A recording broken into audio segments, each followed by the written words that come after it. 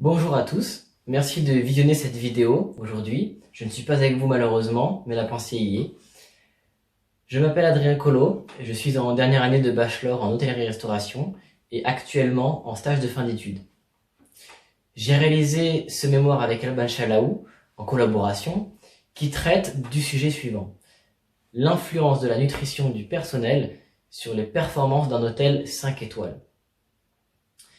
Je vais d'abord vous montrer pourquoi nous avons choisi ce sujet, qui nous tient très particulièrement à cœur. Nous allons ensuite parcourir brièvement les différentes parties du mémoire en essayant de ressortir les points importants de ce dernier. Nous verrons ensuite donc les différentes solutions que nous avons pu apporter, ainsi que les préconisations, si elles sont vérifiées ou pas. Nous verrons ensuite les différentes difficultés et limites de notre mémoire, liées à notre mémoire. Et par la suite, nous verrons donc ce que cela a pu nous apporter à moi personnellement et professionnellement. Tout d'abord, avant d'entrer dans le vif du sujet, nous allons vous expliquer pourquoi nous avons choisi ce mémoire. Ce mémoire, nous l'avons choisi puisque ça part notamment d'expériences précédentes. Nous avons effectué plusieurs stages au cours de notre étude à Ferrières durant 3 ans. Nous avons fait 3 stages différents avec 3 entreprises différentes et à chaque fois un mode de fonctionnement différent. Nous avons également lu certains articles, notamment de Forbes, notamment des biographies, dont celle d'Isadore Sharp de Four Seasons, qui nous a permis de nous sensibiliser sur ce sujet, la nutrition du personnel. Parce que dans nos entreprises, par exemple, nous avons remarqué que la majorité des employés heureux étaient ceux qui étaient dans des entreprises où la direction les considérait, où il y avait vraiment un sentiment de respect mutuel entre la direction et les employés. C'est un lien très fort qu'il faut garder et qui notamment passe par la cafétéria, et nous allons voir pourquoi juste maintenant. Tout d'abord, j'ai une question à vous poser. Avez-vous bien mangé à midi? Alors je ne peux pas entendre la réponse, mais j'espère bien que c'est un oui. Je vais vous expliquer pourquoi par la suite. Tout d'abord, l'alimentation est arrivée dès notre début. C'est-à-dire que nous étions des chasseurs-cueilleurs. Nous ne savions ni cuisiner, ni créer de nous-mêmes et ni être autonomes sur notre culture. C'est après que nous avons réussi à apprivoiser la culture. C'est-à-dire que nous avons réussi à être autonomes, à cultiver autant du bétail que des végétations. Ce qui nous a permis d'être complètement autonomes d'un point de vue alimentation. Par la suite, c'est devenu un moyen de savoir-vivre. On aimait manger, on prenait goût à ce que l'on mangeait, on organisait des dîners de fête, on organisait des dîners politiques, et le repas a pris une toute autre tournure. Elle n'était non plus seulement l'alimentation pour être en forme et être en santé, être en vie, mais c'était également prendre du plaisir et avoir des enjeux différents, politiques ou pas. Aujourd'hui, ce sont les ressources humaines qui ont pris le relais dans nos entreprises, qui jouent le rôle de créer les menus, qui jouent le rôle de vérifier que les employés sont satisfaits par l'entreprise. Différents sujets, certes, comme les heures de travail, l'ambiance de travail, mais la cafétéria en fait partie. La cafétéria est un gros facteur, puisque notamment c'est un lieu où les employés passent environ 1 heure par jour. Dans la restauration, c'est plus 30 minutes. Dans certains cas, c'est un peu plus, un peu moins. Mais ça reste un lieu où les employés passent tous les jours pour un certain temps. C'est un endroit régénérateur. Régénérateur puisque il y a notamment cette fonction santé où l'on doit manger pour être en bonne forme et en bonne santé, ce qui va avoir pour conséquence d'influer directement sur les performances de l'employé, puisque je le répète, un employé heureux est un client heureux. C'est la nouvelle phrase. Avant, le client était roi, c'est toujours valable, mais il y a cette deuxième phrase qui commence à prendre de l'ampleur également. Pourquoi? Eh bien tout simplement parce que l'employé, quand il va manger, s'il ne mange pas assez, il aura un sentiment de faim, de satiété. Il aura un sentiment de n'avoir pas assez d'énergie et de fatigue beaucoup plus vite, qui va amener à un manque de concentration, donc de performance. cas inverse, dans le cas où l'employé aurait trop mangé, ou alors mangé un plat trop gras proposé par l'entreprise, il se sentirait beaucoup trop lourd, pas capable de faire des grosses tâches, et sa concentration sera diminuée car il aura une envie de sommeil, due à la à la digestion. Pour éviter tout cela, il faut donc proposer un repas équilibré. Mais pour proposer un repas équilibré, il faudrait proposer 50 repas, au vu des différents métiers qu'il est possible d'avoir et de rencontrer dans un établissement hôtelier de luxe plus particulièrement. Alors, pour parvenir à ce besoin d'équilibrer, on peut passer par le choix. On peut avoir différents aliments qui nous permettent d'avoir chacun différents apports énergétiques, que ce soit dans les protéines, dans les féculents, dans les vitamines ou autres. C'est notamment dans le choix que l'on va permettre aux collaborateurs de se sentir à l'aise, notamment avec ses goûts et avec ses besoins énergétiques, puisque en proposant par exemple un endroit où on peut le faire des choses légères comme des légumes, de la salade, des choses du pain, des choses légères, on peut faire un repas léger, et à côté avoir un plat chaud avec de la viande en sauce, avec des garnitures copieuses. On peut également avoir des desserts différents, c'est-à-dire autant des laitages que des compotes, que des desserts, des pâtisseries, tout simplement, pour ceux qui en ont besoin. On peut également avoir différents types de boissons. On peut proposer des jus pour amener un apport de vitamines. On peut proposer de l'eau pour simplement avoir de l'eau, ce qui est une base. Et tout ce choix permet à chaque collaborateur de se reconnaître dans la cafétéria et permet à chaque collaborateur de se sentir reconnu et considéré par l'employeur. Pour ce faire, nous avons donc décidé de sonder plusieurs établissements et de analyser donc ces retours. Pour la majorité des gens, donc nous avons sondé le Four Seasons Hôtel Megève et ainsi que le Four Seasons Hôtel Georges V à Paris.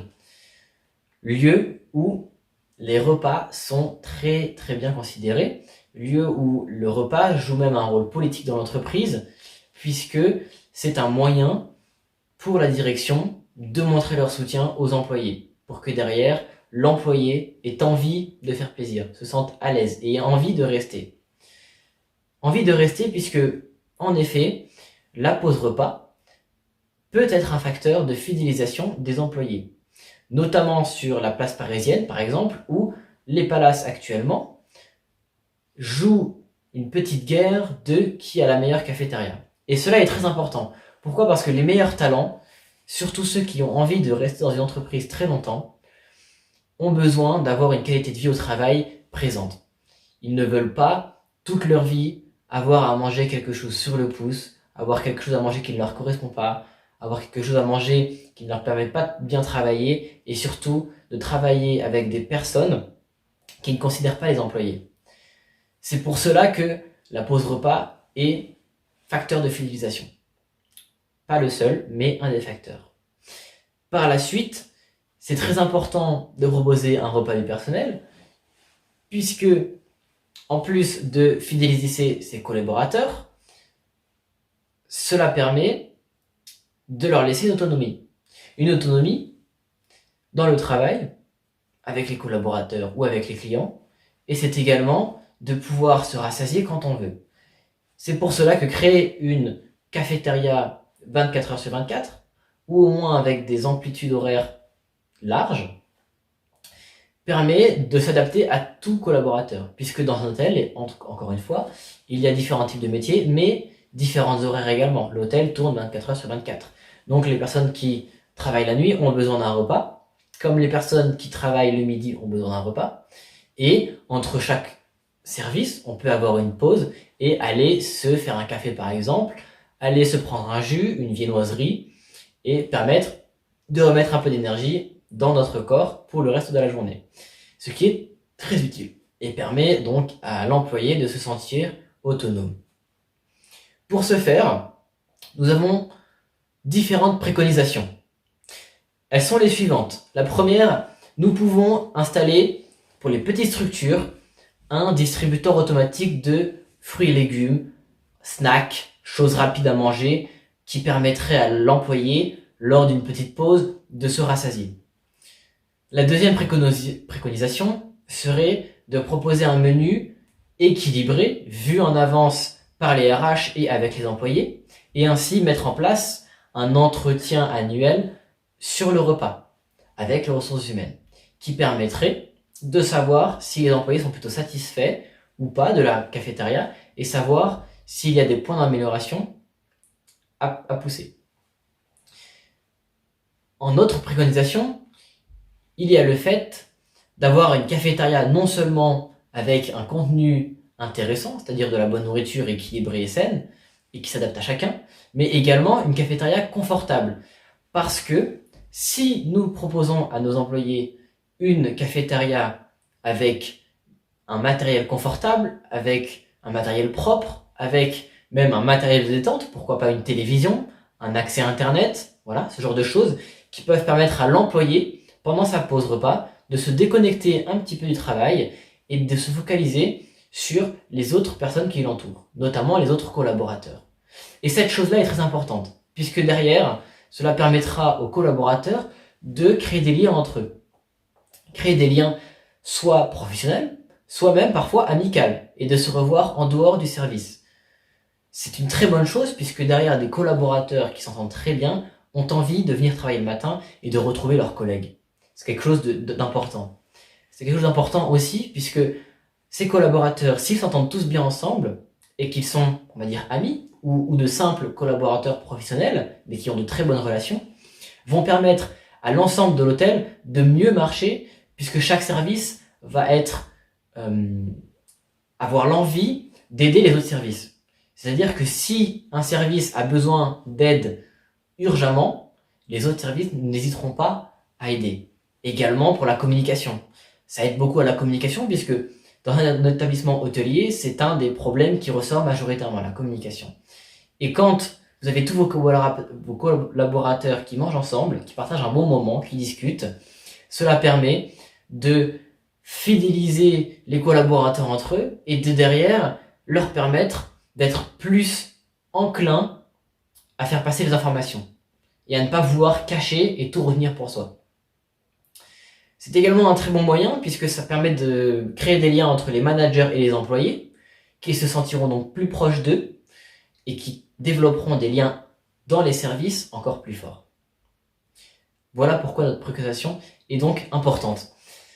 Par la suite, donc, nous avons assez parlé de notre mémoire. Nous allons parler également donc des difficultés et des différents aboutissements de ce mémoire. Les difficultés sont que, notamment sur l'hôtellerie, il y a énormément d'établissements dans énormément de pays et que chaque établissement est différent. Ce qui rend la généralisation plus compliquée et surtout les recherches plus complexes pour en tirer des choses importantes, puisque on a du mal à déceler le bien du mal, étant donné que chaque établissement fait un petit peu comme il veut, et certains marchent alors que il y aura par exemple une mauvaise cafétéria, mais ce sera par exemple des établissements saisonniers qui n'ont pas des employés réguliers et qui ont une clientèle dans tous les cas affluente, peu importe le service.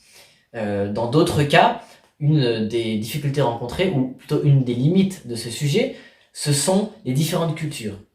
Puisque oui, en France, nous aimons manger, la santé est un sujet très important pour nous, de plus en plus. On fait attention à ce que l'on mange, on fait attention à pourquoi on mange, on fait attention à quand on mange même maintenant.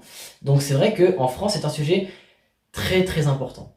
Dans d'autres pays, c'est un sujet qui n'est pas encore à la une de tous les journaux. C'est un sujet qui n'est pas encore très médiatisé. L'alimentation, ça reste un besoin primaire pour certaines cultures, dont l'Asie par exemple, où on mange pour se rassasier, pour avoir de l'énergie et pour pouvoir rester en vie.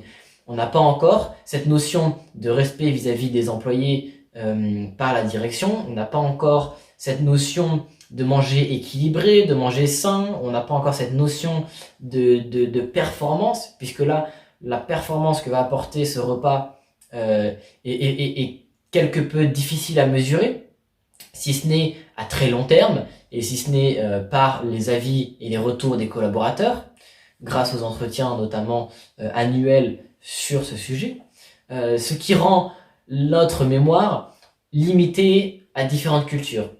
Voilà, ça s'applique à la France, ça s'applique aux pays de l'Europe par exemple, ça s'applique à quelques pays occidentaux, mais ça ne peut pas être généralisé sur le monde entier. Dernièrement, nous verrons donc ce que cela m'a apporté en tant qu'étudiant, en tant que professionnel, jeune professionnel. C'est des éléments qui nous permettent derrière de mieux considérer nos jugements, de mieux prendre des décisions et de mieux comprendre comment cela marche, comment l'hôtellerie-restauration marche. C'est-à-dire que aujourd'hui, les collaborateurs sont de plus en plus demandeurs, les entreprises ont de plus besoin de plaire aux employés pour pouvoir attirer des talents qui se font de plus en plus rares, dû notamment à un nombre croissant d'hôtels qui ouvrent, notamment dans le luxe surtout, qui font que les entreprises ont besoin d'attirer et de faire de la pub sur leurs établissements. Pas seulement pour les clients, mais également pour les employés. Et la cafétéria peut être un très bon moyen de communication. Et ça, dans notre mémoire, nous l'avons compris. C'est pour cela que ça nous tenait à cœur de faire ce sujet, que nous l'avons traité. Et derrière, ça nous a permis d'avoir une ouverture d'esprit plus large sur vraiment le côté non mesurable d'un établissement, le côté non financier, et qui pourtant est un levier de performance qui peut être conséquent en fonction de l'établissement, en fonction du lieu où il se trouve. Et ce sont des conséquences qui peuvent être importantes, notamment sur les chiffres d'affaires. Sur un employé en restauration, par exemple, qui mange bien, qui peut même goûter parfois ce qu'il propose à la vente, va derrière emmener un collaborateur qui sera passionné, qui aura envie de faire son travail et qui derrière va pousser à la vente les clients en connaissant mieux sa carte, en connaissant mieux ses produits, en étant plus motivé, en étant avec le sourire, ni trop lourd, ni pas assez d'énergie. Ce sont des choses qui sont importantes à voir et qui nous permettent de déceler après dans la vie future, dans nos différentes entreprises. Personnellement, ça m'a apporté également un regard nouveau sur le repas du personnel en tant qu'employé, tout simplement, puisque voilà, c'est vrai que quand on mange dans un restaurant d'entreprise, on ne fait pas forcément attention au début, où est-ce qu'on mange, et à ce qu'on mange, on pense que de toute façon, on a ce qu'on doit avoir, c'est comme ça, et en fait, après avoir fait ce mémoire, on se rend compte que, quitte à choisir entre deux entreprises, si l'une propose un repas et une salle de repos avec une cafétéria équilibrée et qu'il y a une vraie mise en place dessus, qu'il y a une vraie mise en lumière de cette pause repas, derrière, cela peut faire une différence. Cela peut faire une différence. Je vous remercie de m'avoir écouté et je vous souhaite une très belle journée à tous. Quant à moi, je vous dis à très vite et j'espère que cette petite vidéo vous a montré les différents aboutissants de la pause repas, que ce n'était pas trop long et que cela ne vous a pas ennuyé. J'ai essayé d'être dynamique au plus possible pour permettre de faire passer notre message qui est très important et qui, encore une fois, a besoin d'être diffusé dans différents établissements pour que le service en soi monte en gamme et cela non pas grâce à des ajustements financiers, mais à des ajustements humains. Merci encore.